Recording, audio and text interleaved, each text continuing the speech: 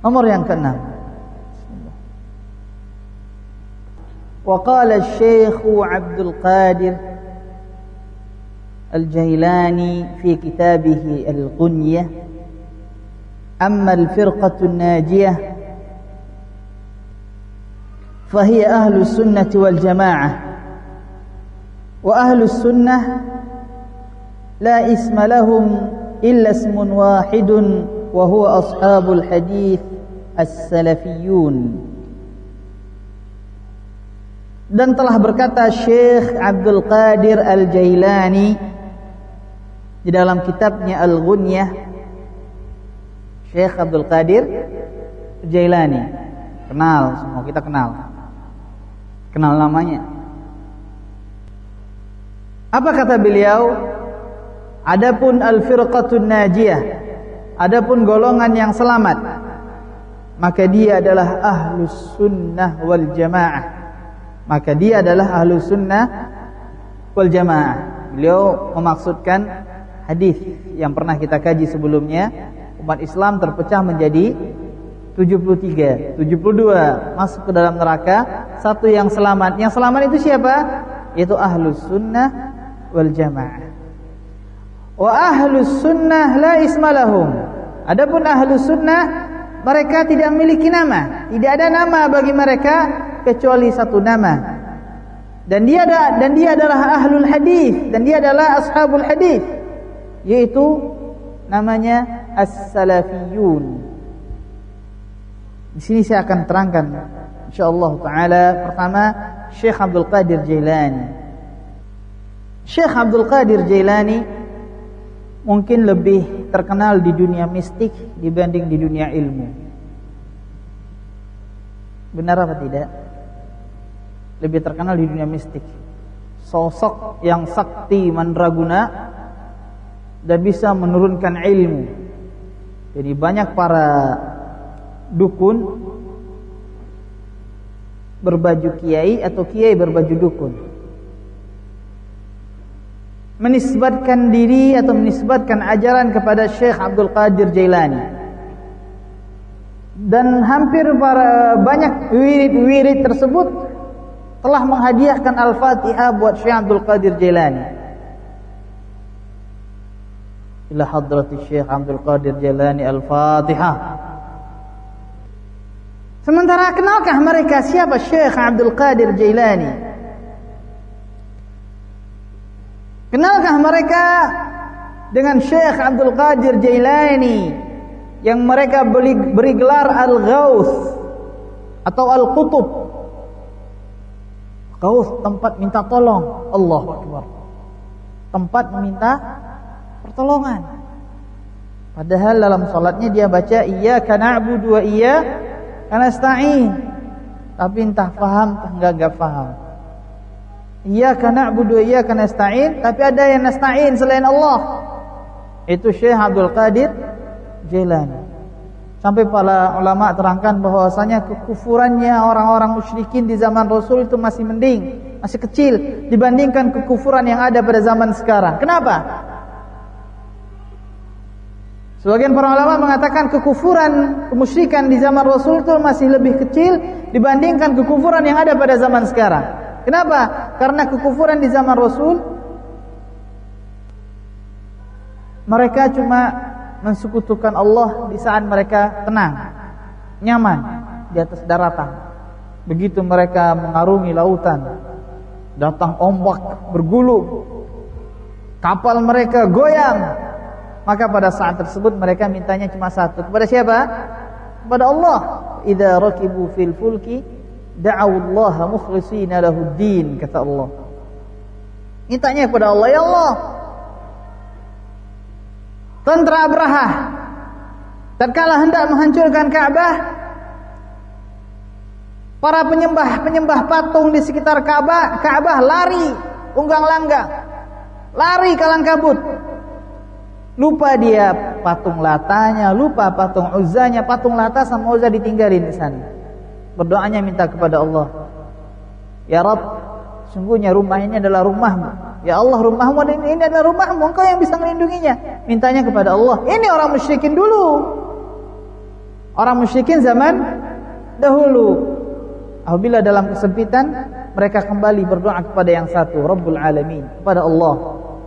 Tapi orang musyrikin zaman sekarang, kata sebagian para ulama, tatkala dalam musibah malah menyuruhnya ya Syekh Abdul Qadir Jailani. Tatkala kapal mereka gelombang, mereka menyuruhnya kepada ya Syekh Abdul Qadir Jailani. Sehingga diyakini Syekh Abdul Qadir Jailani ini penguasa salah satu kutub. Tah kutub timur, tah kutub barat, saya tak faham. Jadi dunia ini ada beberapa kutub dan salah satu penguasanya Syekh Abdul Qadir Jailani. Lalu Allah jadi apa? Penguasa apa buat mereka? A'udzubillah. Sehingga ada buku yang berjudul Al-Manaqib, keutamaan Syekh Abdul Qadir Jailani, ditulis oleh seseorang yang tidak bertanggung jawab, dan biasanya buku tersebut dikumpulkan dari hasil cerita nenek moyang. Sama dengan kisah Wali Songo, itu enggak terbukti keakuratannya, cuma cerita, lalu dibukuin dan difilmin. Manusia percaya. Nah, di dalam Manaqib Syekh Abdul Qadir Jailani itu kisah-kisah yang luar biasa. Suatu sore seorang ibu nangis mendatangi Syekh Abdul Qadir Jailani. Ditanya kenapa? Anak saya barusan meninggal. Masya Allah. Syekh Abdul Qadir Jailani terbang ngejar malaikat maut. Iya, saya pernah baca bukunya Manaqib seperti ini. Kejar malaikat maut. Ketemu malaikat maut lagi bawa keranjang isinya roh muridnya Syekh Abdul Qadir Jailani, anaknya ibu itu. Diminta, malaikat gak mau, tempur. Mirip cerita Gatot Kaca, Gatot Koco. Akhirnya malaikat kalah, rohnya jatuh, masuk nyawa, muridnya hidup kembali. Allahu Akbar. Seolah-olah malaikat mencabut nyawa tanpa izin dari Allah, sehingga izin Allah itu bisa digugat oleh Syekh Abdul Qadir Jailani. Subhanallah. Bahkan di Irak sana, tepatnya di Madrasah Al-Qadiriyah, di sana ada kuburan Syekh Abdul Qadir Jailani. Di salah satu dinding kubur tersebut, tentunya kubur tersebut sudah dibikin rumah, dibikin kubah, biasa kuburan-kuburan yang dianggap keramat biasanya gitu. Dihiasi, dibikin kelambu. Begitu juga dengan Syekh Abdul Qadir Jailani, kuburannya dibikin, kemudian di salah satu dinding ditulis salah satu bahasa dengan salah satu abiyat, bait-bait syair dengan bahasa Farsi, yang artinya dalam bahasa kita bahwasanya Syekh Abdul Qadir ini memiliki dua kampung, Malakad Darain, memiliki dua kampung, kampung dunia dan kampung akhirat. Penghulu Bani Adam yaitu Syekh Abdul Qadir Jailani. Bulan, matahari, arash dan kursi Allah dan qalam, semuanya berada di bawah telapak kaki Syekh Abdul Qadir Jailani. Na'udzubillah. Siapa Syekh Abdul Qadir Jailani? Mereka tidak tahu. Begitu para ulama melihat siapa Syekh Abdul Qadir Jailani, dilihat dari buku-bukunya, hasil tulisan beliau, dilihat dari para ulama yang hidup semasa dengannya, yang menulis biografi Syekh Albani, dan ulama-ulama yang pernah hidup dan menulis dalam buku-buku mereka, ditemukan bahwasanya Syekh Abdul Qadir Jailani seorang alim, orang yang berilmu, sebagaimana juga diterangkan oleh Syekhul Islam Ibnu Taimiyah dalam majmu' fatwanya. Beliau hidup lahir tahun 471 Hijriah dan wafat tahun 561 Hijriah. Dan beliau semasa dengan para ulama imam seperti Imam Ibnu Jauzi. Imam Ibnu Jauzi seorang imam dalam nasihat. Imam dalam nasihat, mempunyai sangat banyak tulisan, ratusan bahkan ribuan tulisan. Semasa dengan Imam Ibnu Qudamah Al-Maqdisi, seorang ahli fikih dari kalangan Hambali yang mengarang kitab induk di dalam fikih Al-Mughni, semasa dengan Ibnu Salah Ahlul Hadis, semasa dengan Al-Imam Al-Munziri, semasa dengan Abu Syamah dan yang lain-lain sebagainya.